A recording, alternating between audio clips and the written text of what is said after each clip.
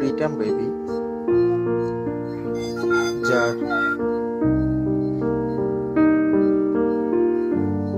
34 সপ্তাহেই জন্মগ্রহণ করেছে। তার ভর্তি হয়েছে লো বার্থ ওয়েট নিয়ে। তার সাধারণ ওজনের থেকে ওজন কম ছিল জন্মের সময়। সে এখন ভর্তি আছে স্ক্যান ওয়ার্ডে।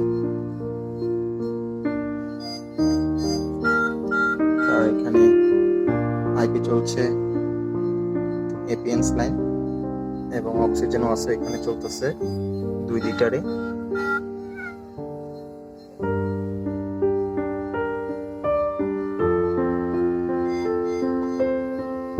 নাক দিয়ে যেটা চলতেছে এটা অক্সিজেন, এবং মুখে যেটা আছে এটা হলো এনজি ফিডিং, মানে ফিডিং এর জন্য আর কি। মা মুখে দিয়ে থাকে, সে ঠিকভাবে মায়ের দুধ খেতে পারছে না।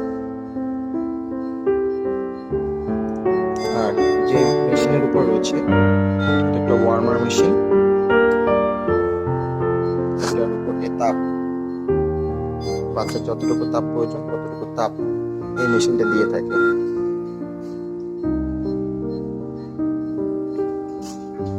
আপনারা সবাই ওর জন্য প্রার্থনা করবেন।